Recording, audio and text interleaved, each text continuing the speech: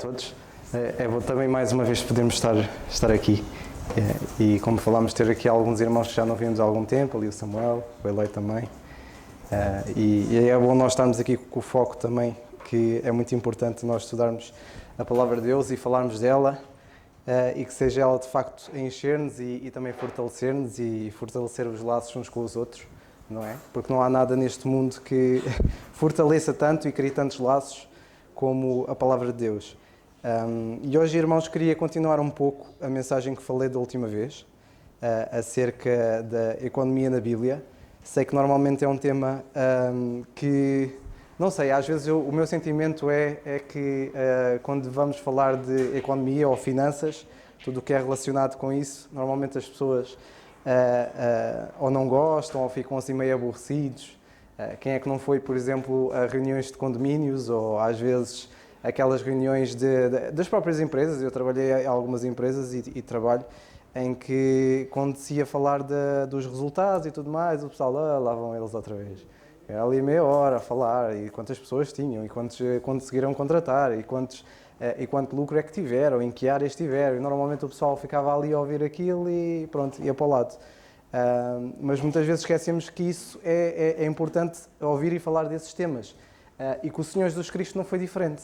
Se formos falar da parábola dos talentos, do último sermão que o Senhor falou, se formos ouvir também quando o Senhor teve de pagar impostos e lhe questionaram o que é que ele falou, quando vemos ele a falar de uma terceira passagem que é acerca da mulher viúva, ou da viúva pobre, neste caso, que ele fala da viúva pobre, vemos que tudo isto, tudo o que relacionava-se com os recursos, com o dinheiro, o Senhor teve sempre muita coisa a dizer e ele sempre falou.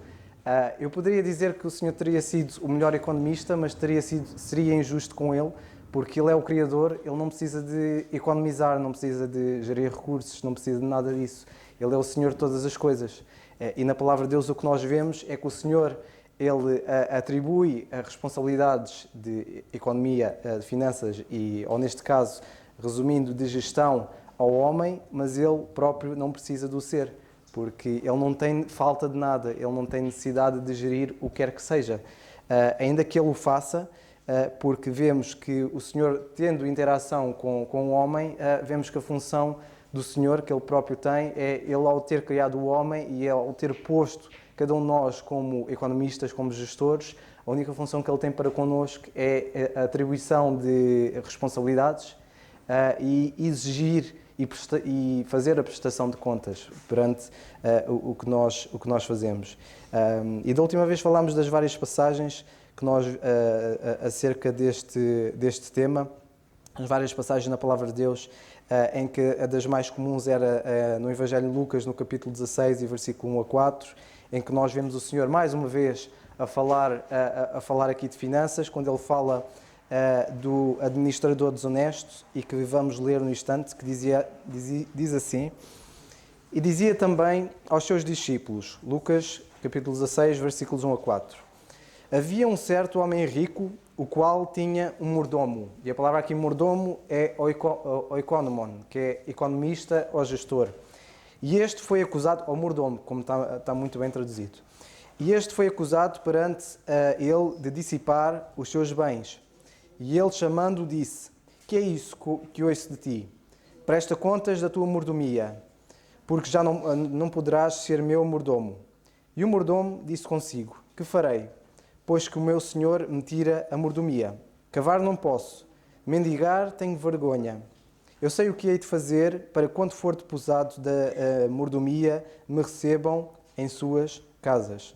Então nós vemos aqui o Senhor a mostrar, e mais uma vez a falar do tópico que toca acerca das finanças, que ele, e nós vemos nesta passagem o Senhor, ele próprio, ele é a pessoa, é o Senhor que dá a mordomia e que dá essas responsabilidades a cada um de nós. A última vez, irmãos, também falámos do que é esta palavra ou economia, que ela tem traduzida diretamente, pode ser traduzida e ter significados como administração ou gestão da casa, pode ser também normas ou leis da casa, edificação da casa, pode ser plano do governo, neste caso quando toca a um país ou um povo, pode ser dispensação da casa, ou muitas vezes ela também é muito comumente traduzida como apenas dispensação. E então nós vemos que a palavra economia tem estas várias traduções, tem vários significados e ela é aplicada de várias formas. E na palavra de Deus também vimos que o Senhor, quando toca acerca de esta administração ou gestão da casa, que na Bíblia nós vemos ela aplicada de três formas. Vemos no início, quando Deus deu a responsabilidade a Adão de cuidar do jardim e dos animais, de cavar a terra, e vemos que Adão naquela altura era um economista neste sentido, mas ele não estava a gerir propriamente recursos limitados, como nós o fazemos hoje, mas ele ainda assim tinha esta responsabilidade que Deus lhe deu, e ele era o economista que tinha de gerir aquilo que Deus deu e que depois tinha de prestar contas a Deus perante o que fez. E vemos que ele depois pecou, e quando pecou, Deus prestou contas e ele foi castigado por causa do que fez, das decisões que tomou. Um pouco depois, e uma das passagens que depois nós lemos tinha sido a passagem de Gênesis, 12:10 e 26:1, em que nós lemos pela primeira vez, não que não tivesse ouvido antes, mas lemos pela primeira vez que houve em Canaã uma fome tão grande que Abrão foi morar por algum tempo no Egito.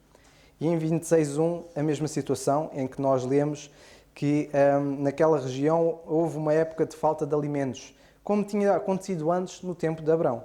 Por isso Isaac foi até à cidade de Gerar, onde vivia Abimeleque. E nós aqui, irmãos, vemos pela primeira vez a Abrão e Isaac, eles a terem de gerir os recursos deles, que eram limitados, e eles tiveram de tomar decisões por causa disso. E o terceiro tipo de economia é acerca da gestão de Deus, por assim dizer, a relação que Deus tem para connosco, e neste caso é mais relativamente à nossa interação com Deus, e Deus a atribuir as responsabilidades para cada um de nós, e nós a termos de prestar contas e a sermos beneficiados, recebermos bênçãos, ou sermos punidos por causa das decisões que nós tomamos. Isto depois levou-nos à tradução do que é economia hoje, e quem estuda economia normalmente define-se economia hoje como o estudo do uso de recursos escassos e que normalmente têm usos alternativos. Ou então, por outras palavras, para simplificar, já ouvi e já li uma definição de economia muito mais simples, que diz que a economia é a ciência das escolhas, que nós hoje temos de saber tomar escolhas perante situações na nossa vida que vai acontecendo, sejam elas de recursos ilimitados, sejam com as pessoas. E nós vemos que a Bíblia, irmãos, tem muita coisa a dizer acerca desta ciência das escolhas que nós temos de tomar.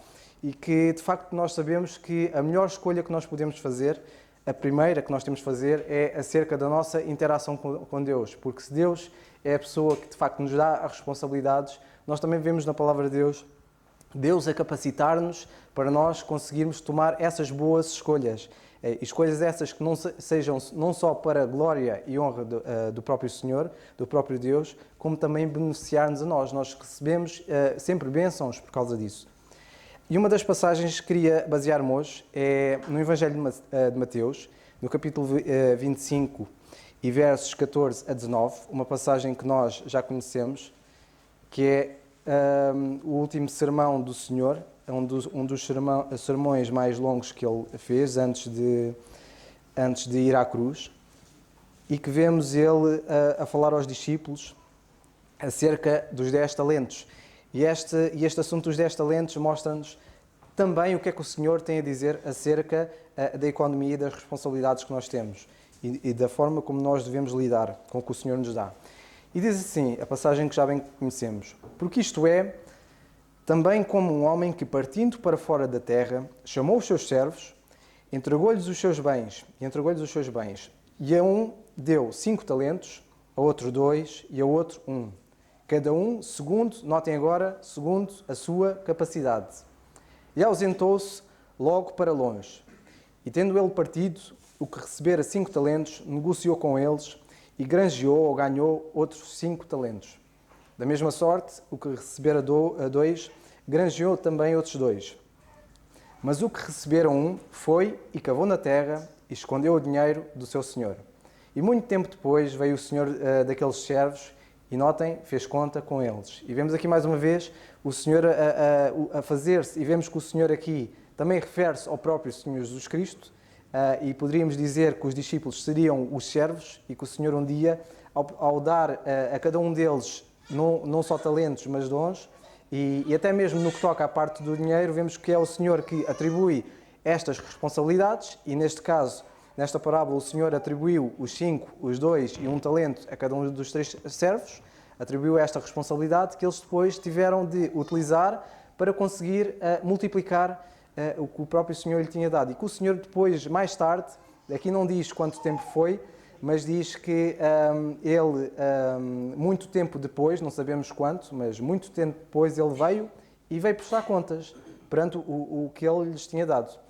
Então aproximou-se do que recebera 5 talentos e trouxe-lhes outros 5 talentos, dizendo: Senhor, entregaste-me 5 talentos, eis aqui outros 5 talentos que granjeei com eles. E o seu senhor lhe disse: Bem está, servo bom e fiel. Sobre o pouco foste fiel, sobre o muito te colocarei. Entra no gozo do teu senhor. E chegando também o que tinha recebido 2 talentos, disse: Senhor, entregaste-me 2 talentos, e eis com ele granjeei outros 2 talentos. E disse-lhe o seu senhor: Bem está, bom servo, bom e fiel servo. Sobre o pouco foste fiel, sobre o muito te colocarei. Entra no gozo do teu senhor. Mas chegando também o que recebera um talento, disse: Senhor, eu conhecia-te que és homem duro, que ceifas onde não semeaste e ajuntas onde não espalhaste. E atemorizado, escondi na terra o teu talento. Aqui tens o que é teu. Respondendo, porém, o Senhor disse-lhe: Mau e negligente servo. Sabes que ceifo onde não semeei e ajunto onde não espalhei. Devias então ter dado o meu dinheiro aos banqueiros, e quando ele viesse, receberia o meu com os juros. Tirai-lhe, pois, o talento e dai-o ao que tem 10 talentos. Porque a qualquer que tiver será dado e terá em abundância, mas ao que não tiver, até o que tem ser-lhe-á tirado. Lançai, pois, o servo inútil nas trevas exteriores. Ali haverá pranto e ranger de dentes. Então, irmãos, nós vemos nesta passagem uma coisa muito importante acerca da economia, que é nós o fazermos um planeamento financeiro. E estes servos, eles foram bons, pelo menos os outros 2 foram bons, porque eles de facto procuraram exponenciar, ou seja, multiplicar aquilo que o Senhor lhe tinha dado. Nós não sabemos se eles, de certa forma, seriam uns mais inteligentes que os outros, de certa forma eles tinham essa capacidade, porque a palavra mostra que o Senhor, no versículo 15, diz que a um deu 5, a outro 2 e a outro 1, e notem que ele diz: a cada um segundo a sua capacidade. De alguma forma ele percebia qual era a capacidade de um que conseguia, provavelmente ele ia-lhe dar os 5 e ele sabia que aquele pelo menos vai conseguir multiplicar aquilo que eu lhe dei. O outro que também a deu 2, ele sabia e tinha a noção que ele iria conseguir multiplicar, talvez não tanto como o primeiro, mas iria qualquer coisa. E se calhar ao que deu apenas um talento, ele provavelmente viu potencial nele, não viu se calhar alguma prova de que ele pudesse multiplicar ou não, mas ele provavelmente deve ter visto, não, ele tem potencial e ele vai ter a oportunidade de pegar num talento e multiplicá-lo. E vemos que, de certa forma, apesar de parecer que aquele senhor ao que deu 5, que esperava muito dele, não sei se esperava assim tanto. Ele conhecia a capacidade dele, mas provavelmente ele tinha esperança em que aquele que ele deu 1, que ele pelo menos multiplicasse de alguma forma. Tentasse, como ele esperava dele, olha, ao menos tinhas pegado, porque quando ele foi prestar contas com ele, ele disse, ao menos tinhas pegado no dinheiro e colocavas no banco, que eu depois receberia juros. Pelo menos era o mínimo que ele esperava aquilo dele. Ele esperava que ele pelo menos recebesse alguns juros do que ele tivesse investido.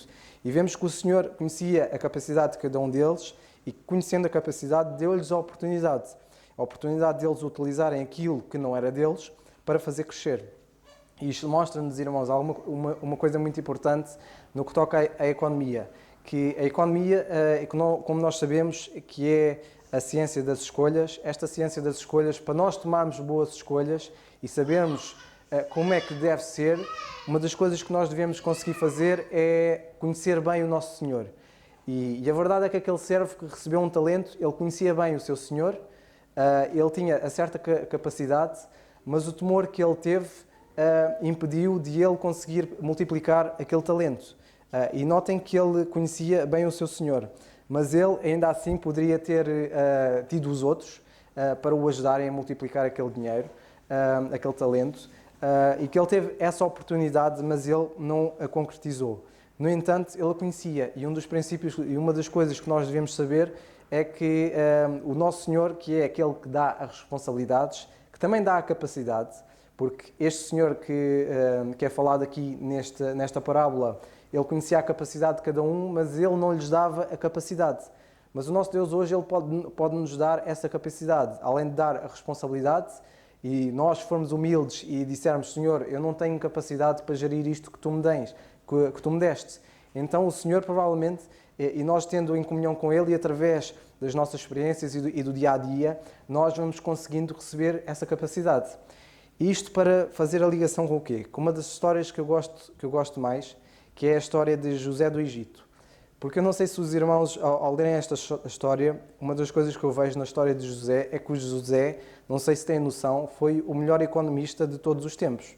Porque José, em tempos de maior miséria, quando fome, e vemos na palavra de Deus que houve 7 anos de fome na terra, José, com aqueles 7 anos de fome, ele conseguiu fazer o faraó e o Egito enriquecer muito mais do que nos tempos de riqueza.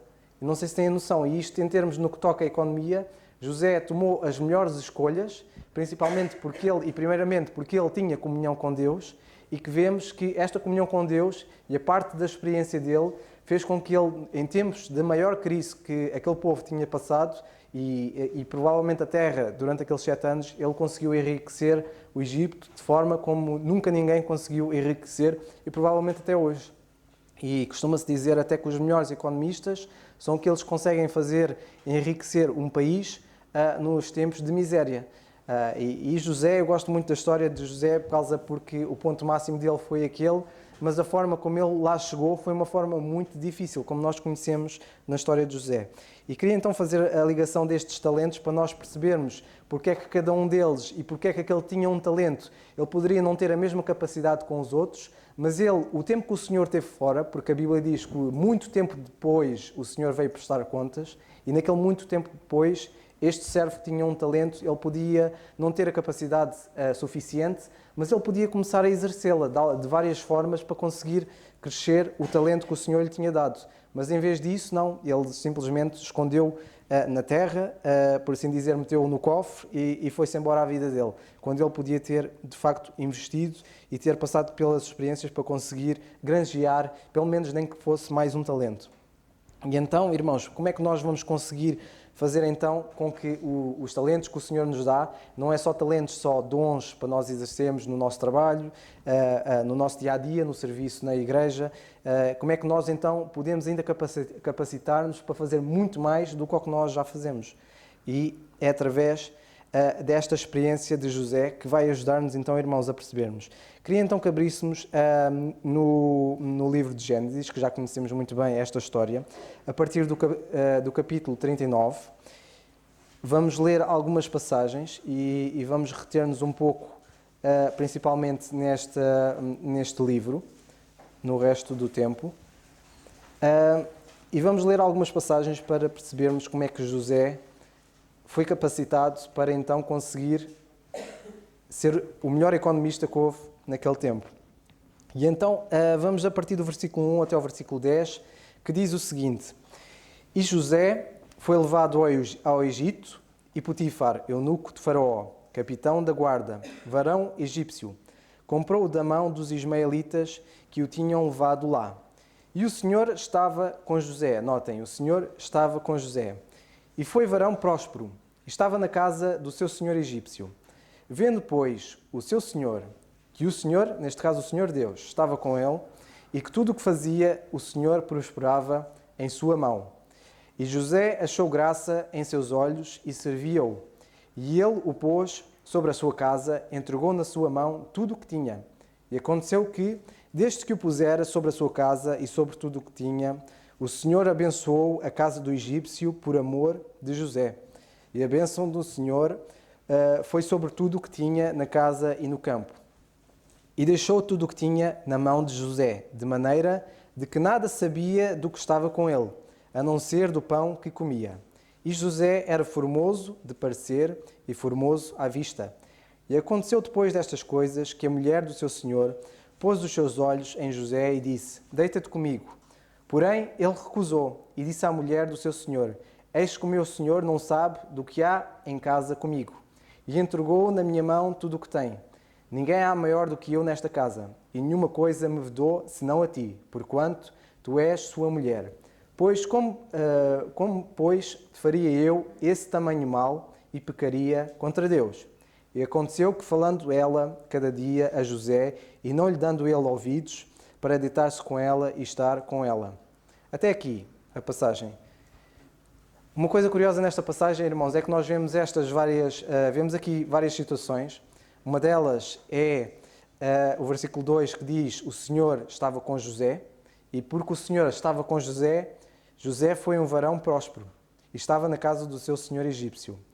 E notem que este senhor egípcio viu que o Senhor Deus estava com José e viu que ele, neste caso José, tudo o que José fazia, o Senhor fazia ainda prosperar ainda mais na mão de José. E então, irmãos, nós vemos aqui que uma das coisas importantes é a nossa comunhão com Deus, que é o essencial. Porque é a comunhão com Deus que também nos vai ajudar e vai capacitar a nós fazermos melhor, ainda mais e melhor com Ele. Mas aqui também tem a parte importante, que é José também estar com o Senhor. E nós vemos que José, de facto, também estava com o Senhor, porque na altura que ele foi tentado, e nós não lemos que a tentação aqui fosse do diabo ou fosse de Deus, não lemos nada disso, lemos simplesmente que José foi tentado naquele tempo, e notem, a resposta dele à tentação foi: pecaria eu contra Deus? E ele não pecou, porque depois, mais à frente, nós lemos no versículo 12 e 13, em que diz que ela pegou-lhe pelo seu vestido, dizendo: deita-te comigo, e ele deixou o seu vestido na mão dela e fugiu e saiu para fora. Então nós vemos José perante um desafio tremendo, perante a tentação. O que ele fez foi perguntar: vou eu pecar contra Deus? E perante a tentação ele fugiu. E então nós vemos aqui das primeiras decisões que José fez, que foi ele estar em comunhão com Deus. E ele trabalhar, porque ele trabalhava. Tudo o que ele fazia, ele prosperava. E nós vemos que ele próprio já prosperava pelo trabalho que fazia. Mas ele, ao ver, e neste caso o senhor egípcio, ao ver que Deus era com ele e que José também era com Deus, ele então disse que tudo o que eu deixar nas mãos de José, ele ainda vai prosperar muito mais do dobro. Então nem sequer vou querer saber de nada. Vou deixar tudo com ele, todas as responsabilidades. José, ficas com tudo, só não tocas na minha mulher. E José assim fez. Porque ele não queria pecar, principalmente contra Deus, porque ele diz: vou eu pecar contra Deus. Não era só contra Deus, mas era também com o seu senhor egípcio. E nós vemos a responsabilidade dele para com um senhor, que era trabalhar, e ele trabalhou e prosperou, e fez a casa daquele egípcio prosperar, e ele então assim também colheu, de certa forma, algumas bênçãos disso. Mas nós vemos a parte triste disto, que é a injustiça de José, não é? Porque José fartou-se de trabalhar, fez a casa do egípcio prosperar, ele fugiu, a mulher enganou o marido, nem sequer quis saber o testemunho dele, depois de José, de tanto tempo na casa de Potifar, de tudo o que ele fez naquela casa prosperar. No fim de contas, quando chegou a esta tentação, ele agiu bem, mas ainda assim foi injustiçado. E muitas vezes isto pode acontecer nas nossas vidas, nós forçarmos nos nossos trabalhos, nós tentarmos fazer tudo e mais alguma coisa em casa, e muitas vezes vem a injustiça. Nós somos injustiçados por tomarmos boas decisões. Mas nós vemos que José, e a passagem a mais interessante e que nós todos conhecemos, é José no fim da sua vida dizer que Deus transformou o mal dele em bem. E é isto que nos consola. E o bom desta história é nós vermos que José, tudo o que ele passou, todas as injustiças que ele passou, ele no fim diz que o Senhor tornou o meu mal em bem. E nós vemos que ainda assim ele manteve-se firme. Não foi por causa desta injustiça que ele deixou de comportar-se de outra forma. Muito pelo contrário, ele manteve-se fiel. E daí ser importante em tudo o que nós fazemos e aquilo que nós gerimos e aquilo que o Senhor nos dá, nós, de facto, sermos sempre fiéis e fiéis ao Senhor. A outra passagem, que é a continuação da história, que é no capítulo 41, 2 capítulos à frente, Antes disso, se calhar lemos o versículo, do versículo 20 ao versículo 23, que nós vemos aqui a injustiça então de José, que o senhor de José o tomou e o entregou na casa do cárcere, no lugar onde os presos do rei estavam presos. Assim esteve ali na casa do cárcere. Mas notem agora que apesar que nós vemos primeiramente que o senhor era com José, no versículo então 9 nós vemos que José era com o Senhor, e porque José era com o Senhor, ainda assim nós chegamos ao versículo 21 e continuamos a ler que o Senhor, porém, estava com José. E nós vemos que o Senhor e que José nunca poderia prosperar se José tivesse voltado contra Deus, se José tivesse pecado contra Deus. E nós vemos que Deus não pode estar connosco e nunca estará connosco se nós pecarmos contra Ele. Foi o pecado que nos separou. E é o pecado que nos separa de Deus. E é uma coisa que nós temos de perceber também no nosso dia-a-dia, que o pecado separa de nós. E se nós, em alguma situação, podemos não estar a ser prósperos, temos de questionar-nos: Senhor, será que eu pequei contra Ti? Será que é algo que me impede de eu ter comunhão contigo? E vemos que aqui José não pecou, e porque José não pecou, ele foi para a prisão na mesma, injustamente, mas ainda assim o Senhor, porém, estava com José e estendeu sobre ele, notem agora, a sua benignidade, e deu-lhe a graça aos olhos do carcereiro mor. E o carcereiro mor entregou na mão de José todos os presos que estavam na casa do cárcere. E ele fazia tudo o que se fazia ali. E o carcereiro mor, notem mais uma vez, não teve cuidado de nenhuma coisa que estava na mão dele, porquanto o Senhor estava com ele, e tudo o que ele fazia, o Senhor prosperava. Então, mais uma vez, nós vemos aqui José a prosperar, porque o Senhor estava com ele.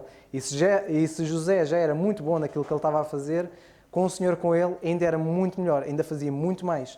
E é interessante, irmãos, nestas duas passagens, nós lermos duas coisas em termos de economia, duas coisas diferentes. A primeira é acerca de José na gestão dos recursos. Porque ele, quando estava na casa de Potifar, Potifar pôs tudo. Vemos no versículo 15 dizer: desde que o pusera sobre a sua casa e sobre tudo o que tinha. Ou seja, todos os recursos que aquele senhor, aquele Potifar tinha, ele pôs todos os recursos na mão de José, e José, com os recursos que tinha, José fez aquilo crescer muito mais. E vemos nesta primeira parte, a parte no que toca à economia, José gerir recursos, mas quando José vai para a prisão e vemos que o Senhor era com ele e que ele prosperou, vemos que o carcereiro mor entregou nas mãos de José todos os presos que ali estavam. E agora José não só tinha de gerir talvez alguns recursos, porque provavelmente na prisão não há muitos recursos, por razões óbvias, mas José tinha de gerir pessoas. E notem, José, primeiramente, estava a gerir recursos, mas agora estava a gerir pessoas. E ele estava a ser preparado pela função que o Senhor estava a dar-lhe. E gerir presos, acredito, está ali o Cristóvão, que já esteve ali a trabalhar ali numa prisão, pode se calhar dizer que as pessoas que trabalham na prisão e gerem presos não é coisa fácil, porque os presos estão lá por alguma razão, por causa da sua delinquência, por causa da criminalidade. E acredito que na prisão ainda assim continua a haver conflitos de todas as formas. E vemos que José, pelo facto de o carcereiro mor entregar todos os presos na mão de José, era porque José era muito bom a gerir pessoas também. Porque ele não ia ter esta função e não ia gerir todos os presos se ele fosse mau a gerir, não é? Se todos os dias houvesse conflitos, se todos os dias houvesse chatices, se todos os dias houvesse lutas ou debates ou o que fosse. Mas de facto José era muito bom porque o Senhor era com ele. E José já primeiramente tinha mostrado que era com o Senhor, porque não quis pecar contra o Senhor, e o Senhor Deus agora estava com José e capacitou a ele gerir os recursos, ou neste caso o mais difícil, que é gerir pessoas. E cada um que aqui está, cada um de vós que é pai e que tem filhos pequenos e tem netos, sabem perfeitamente como é difícil gerir os filhos, como é difícil educá-los, capacitá-los, mas José, pela graça de Deus, como nós vemos que o Senhor, pela sua benignidade, deu graça aos olhos do carcereiro mor, e José tinha isto, tinha esta benignidade de Deus e tinha a graça, e com estas duas coisas José foi capaz de gerir os recursos, neste caso eram os presos, da mesma forma, provavelmente com graça e com benignidade, e é por isso que ele foi notado. E então nós vemos esta passagem terminar em que o carcereiro mor não teve cuidado de coisa nenhuma que estava na mão dele, Ou seja, o carcereiro-mor não tinha preocupação com os presos, estava se calhar de férias todos os dias, ou todos os dias chegava tarde. Então, José, o que é que se passa? Olha, não se passa nada, eles estão ali a trabalhar. Houve ali algum que tentou ali criar algum conflito, mas resolvemos a coisa. E vemos que o carcereiro-mor estava descansado, porque José estava a cuidar bem dos presos e tudo o que ele fazia, o Senhor fazia ele prosperar. E nós vemos estes dois dons, porque estes dois dons que o Senhor lhe deu e que José fez crescer isto através das lutas, através dos desafios. Notem que José, quando chega à casa de Potifar, foi depois de ser vendido pelos seus irmãos, depois de ter sido maltratado, depois de ter sido descuidado, esquecido. E José, perante situações difíceis, ainda assim, ele não deixou de fazer o mais importante, de estar com Deus, e não deixou de trabalhar, e mesmo estando sobre a mão de líderes, a mão de senhores, ainda assim ele trabalhou, fez tudo o que podia de melhor, e vemos com isso ele sempre esteve bem aos olhos do Senhor, e por causa disso o Senhor fez sempre José prosperar. Vamos saltar então um pouco na história e se calhar vamos terminar aqui com o capítulo 41, que é um pouco mais à frente. O capítulo 41, que nós sabemos, já toca no sonho de Faraó e de José interpretá-lo. E vemos então no versículo 29, e vamos ler o versículo 29 a partir daqui. Deixem-me ver se eu estou no certo, 41, 29, penso que sim. Que diz assim: E eis que vêm 7 anos, aqui já é José a interpretar os sonhos, e eis que vêm 7 anos, e haverá grande fartura em toda a terra do Egito. E depois deles, levantar-se-ão 7 anos de fome, e toda aquela fartura será esquecida na terra do Egito. E a fome consumirá a terra. E não será conhecida a abundância na terra, por causa daquela fome que haverá depois, porquanto será gravíssima. E que o sonho foi duplicado 2 vezes a Faraó, porque esta coisa é determinada de Deus, e Deus se apressa em fazê-la. Portanto, Faraó se proveja agora de um varão entendido, inteligente e sábio, e o ponha sobre a terra do Egito. Faça isso, Faraó, e ponha governadores sobre a terra, e toma a 5ª parte da terra do Egito nos 7 anos de fartura, e ajuntem toda a comida destes bons anos que vêm, e amontoem o trigo debaixo da mão de Faraó, para mantimento nas cidades, e o guardem. Assim, será um mantimento para provimento da terra, para os 7 anos de fome, que haverá na terra do Egito, para que a terra não pereça de fome. E esta palavra foi boa aos olhos de Faraó e aos olhos de todos os seus servos. E notem agora, e disse Faraó aos seus servos: Acharíamos um varão como este, em que haja o Espírito de Deus? Depois disse o Faraó a José: Pois que Deus te fez saber tudo isto, ninguém há tão entendido e sábio como tu. Tu estarás sobre a minha casa, e por tua boca se governará todo o meu povo. Somente no trono serei maior do que tu. Disse mais Faraó a José: Vês aqui, te ponho sobre toda a terra do Egito. Até aqui.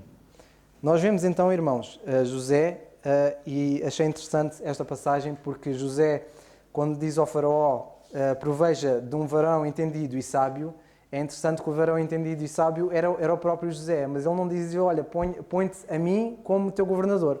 E é interessante José, ainda assim, ele manter a mesma humildade, porque ele já tinha a experiência. Ele já tinha estado na casa de Potifar a gerir recursos e a multiplicar aquilo que Potifar lhe tinha dado. Na prisão, o carcereiro-mor também lhe deu os prisioneiros para José gerir, e eles então já tinham a experiência de estar durante anos a gerir recursos e a gerir pessoas, e não havia melhor ninguém na terra do Egito do que ele a gerir pessoas e recursos, ou seja, a ser um economista, que é isto que um economista também faz. E vemos que José era a pessoa mais capacitada que havia na altura, mas ainda assim ele era humilde o suficiente para reconhecer que ele não era o melhor, e que provavelmente o Faraó devia ter pessoas mais sábias. Mas perante toda esta situação, e ele a falar da visão, e a forma como ele falou, fez com que Faraó dissesse a José que acharíamos um varão como este, e que varão era este? Era um varão em que havia o Espírito de Deus. Porque nós vemos então Faraó e todos aqueles que estavam com ele perceberem que o próprio Deus estava com José. E porque Deus estava com José, é que então viam José, tudo o que fazia, ele multiplicava. E é este o segredo, irmãos, nós estamos com Deus, porque é de facto Deus que vai capacitar-nos a fazer muito mais e melhor. Porque José, de facto, poderia até ser bom, mas se calhar poderia não estar a ser notado como foi notado aqui. E do que é que ele foi notado? Ele não foi notado propriamente de ser o melhor gestor do mundo, ou pelo menos o melhor gestor do Egito. Ele foi notado pelo faraó por ter o Espírito de Deus. E vemos que o faraó, ao ver isto em José, disse então o faraó a José: pois que Deus fez saber tudo isto, não há ninguém tão entendido e sábio como tu. Ou então, tu disseste que precisamos de um homem com entendimento, inteligência e sábio, esse homem és tu. E vemos então que o faraó a atribuir então José como o primeiro-ministro, a ser o segundo no Egito, e tudo isto, José subiu, e o faraó até mudou-lhe o nome para Zafnat Paneia, se não me engano, exatamente, que quer dizer Salvador do mundo, exatamente por isto, porque José estava com o Senhor. E é isto o segredo, irmãos, que é de facto nós estarmos com Deus. E nós fazemos com José. José trabalhou, José esforçou-se, ele passou pelo que podemos dizer, pelas passas do Algarve, passou muito mal em todos aqueles anos que ele teve preso e a trabalhar, injustamente, sofreu injustiças praticamente sempre, mas ele ainda assim manteve-se firme e tomou as melhores decisões, que foi de facto trabalhar para o Senhor. E nós vemos, irmãos, que depois com isto José pôde então crescer. E isto, irmãos, e o ponto que se calhar podemos terminar é que José foi o melhor gestor do Egito. Eu depois numa próxima hei de continuar a história. E José foi através dos tempos difíceis e foi através destas alturas difíceis que José teve a oportunidade de crescer. Teve a oportunidade de crescer como indivíduo, não só na comunhão dele com Deus, mas também crescer em tudo o que fazia. Ganhar a experiência, e a experiência muitas vezes é ganha com dor, com suor, com sangue, com sofrimento, com injustiças. E foi através de tudo isso que José passou que o fez tornar o segundo no Egito. E então muitas vezes nós questionamos porque é que nós não crescemos, ou na carreira, ou no que for, porque é que nós não somos melhores, porque é que não fazemos a mais. Se calhar porque nós não estamos, se calhar pecamos contra Deus, a nossa comunhão com Deus está estagnada, está separada, está congelada, e com isso depois nós não conseguimos produzir ou ser melhores naquilo que fazemos. Ou se calhar nós até estamos bem com Deus, mas não queremos servir, queremos estar quietos e sossegados. Mas José não fez isso. José fortaleceu a comunhão dele com Deus e José meteu as mãos à obra. José foi então gerir os recursos, aprendeu, certamente, aprendeu com os outros, era um bom observador, porque se ele não fosse também bom observador, ele não sabia como fazer o que quer que seja. Foi um bom observador, preocupava-se em ter boas relações, preocupava-se em ajudar os outros e fazer os outros crescer. Tanto que depois ele, quando interpreta a visão daqueles dois servos do faraó em que um morreu e o outro continuou a servir, o outro ficou tão contente que provavelmente ainda continuou a servir melhor o faraó, e a preocupação dele e o contentamento dele era tanto que depois esqueceu-se de José. Mas José ainda assim não teve em má consideração. Nós não lemos que José foi ter com ele: então porquê é que me esqueceste de mim durante 2 anos? Se não me engano, 2 anos. Porquê é que esqueceste de mim durante este tempo todo? Depois do bem que eu te fiz. José não foi assim com ele. José ainda assim manteve-se firme, porque depois nós vemos no fim José dizer que o Senhor tornou o mal em bem. E esse mal foi o Senhor, de facto, ele perante aquele sofrimento todo, ele ganhar o conhecimento e a experiência que o capacitou a depois o faraó dizer que não há ninguém tão entendido e tão sábio como tu. Porque ele tomou as boas decisões na sua juventude, tomou também as boas decisões em trabalhar e em ganhar experiência e conhecimento para depois ser o segundo no Egito. Que de facto, irmãos, o Senhor nos ajude e nos abençoe, porque no que toca à parte da economia, e a mensagem que queria deixar hoje é que nós devemos pensar em fazer os nossos planeamentos financeiros, devemos preocupar em poupar, em investir, em crescer também nos nossos trabalhos, para de facto nós termos em visão os tempos difíceis. Porque José tinha passado por tempos difíceis, vemos que na vida dele, ele estava se calhar agora na melhor fase, que era ser o segundo do Egito. Para quem estava na prisão, ir para ser o segundo do Egito é um salto muito grande. Mas vemos que ainda assim, ele sendo o segundo do Egito, ainda assim o Senhor o pôs naquela posição, e ele esteve naquela posição por causa dos tempos difíceis que ainda estavam por vir. Se o José já estava a passar por várias situações complicadas, ainda assim ele tomou as melhores decisões para depois, no maior desafio se calhar da vida dele, que seria aqueles 7 anos de pobreza, ainda assim ele continuar a crescer. Então é por isso que nós devemos, então irmãos, quando nós recebemos os talentos do Senhor, e uma das coisas que devemos ter em visão é que tudo o que nós temos não é nosso.